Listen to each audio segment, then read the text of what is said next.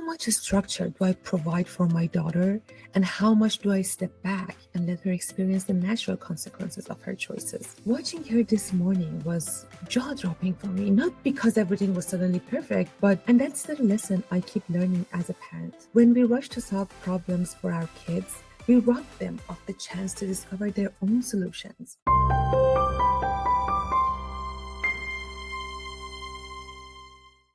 Good morning and welcome back to Andisheh Parenting. This morning, as I was making coffee and tidying up after school drop-off, I found myself reflecting on something that happened today. It made me think about one of the trickiest parts of parenting, in my opinion, the balance between freedom and discipline. How much structure do I provide for my daughter, and how much do I step back and let her experience the natural consequences of her choices? For the past 5 weeks, we've been trying something new in our home. Instead of me being fully responsible for her mornings, waking her up, packing her lunch, and keeping her on track, we agreed that some of these responsibilities would now be hers. She set her alarm, she prepares her own lunchbox, and if she isn't ready by 8 a.m., she misses school. Now, that was hard for me to allow. I had to make peace with the idea that she might miss days and then trust that she would eventually figure out what works for her. My role was simply to provide the structure.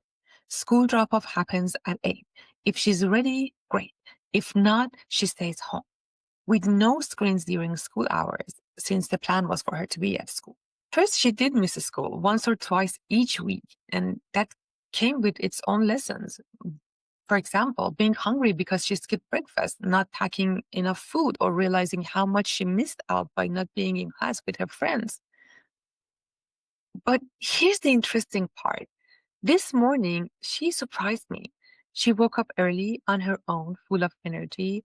By the time I came downstairs, she had already packed her lunchbox, got dressed, brushed her hair, and was singing while making French toast for herself and her little brother. We were already 10 minutes ahead of schedule, with zero stress. Watching her this morning was jaw-dropping for me, not because everything was suddenly perfect, but because she had found her own way. I never would have guessed that waking up earlier could be her solution. Because my solution was to just pack everything, like all the lunchbox and everything in the evening, prepare everything in the evening for the day after, and wake up normally, like around 7. And then it reminded me of my own childhood when I used to wake up at 4 or 5 a.m. to study for exams because I preferred morning over late night work. It has struck me that maybe she's wired the same way, and I never would have discovered that if I hadn't stepped back. And that's the lesson I keep learning as a parent. When we rush to solve problems for our kids, we rob them of the chance to discover their own solutions. What works for me may not work for her, and sometimes what I think is a problem in her eyes, it's maybe just life. Of course, this experiment hasn't been easy for me. Every time she misses school, I feel a rush of frustration in my body and anger that I know comes from my own past, not from her choices. I have to remind myself that this isn't about me. My job is not to control her path, but to support her as she learns how to navigate life with both its struggles and joy. And Dr. Shafali writes beautifully about this in The Parenting Map. She reminds us that our role as parents is not to put our children on a path to success, but to help them become resilient and resourceful human beings, capable of finding their own way. And that's what I'm practicing here. Patience, trust, and the humility to admit that my child might have answers I never considered. I'd love to hear from you. Where in your parenting are you wrestling with the line between discipline and freedom?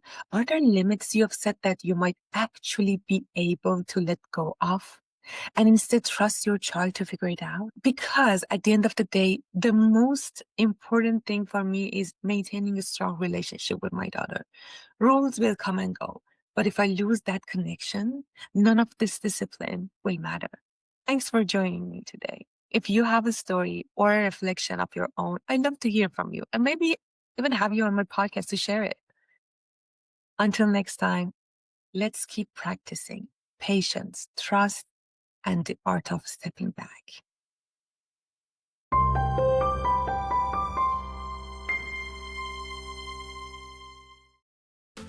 Thank you for listening to this episode of Andisheh Parenting.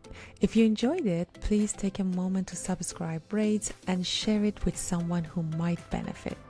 And if you have a powerful story or experience that could help other parents or children, I'd love to hear from you. You can send me a message on social media or contact me through the email I share in the description. Until next time, take care of yourself and your little ones.